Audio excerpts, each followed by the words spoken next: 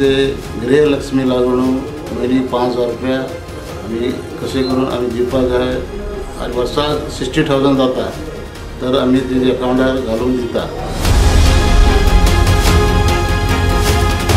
काँग्रेस पक्ष जो हांव 40 वर्सां आसलो लोकां मुखार गेले, लोकांक काँग्रेस पक्षाक मत दिलें, आमदार जिखून हाडले।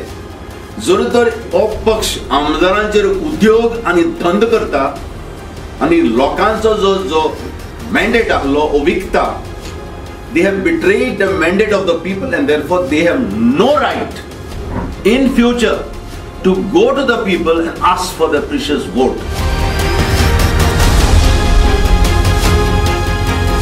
बरोबर एका ऑपोजिशन रावपाक जाय आनी ऑपोजिशन दाखोवपाक जाय कितें त्या खातीर आज हांव TMCन जॉयन जाल्लो आसा। TMC is a party who can only fight with BJP in Goa. That is the only alternative. And तीच कितें डेव्हलपमेंट करीत जाल्यार गोंयांत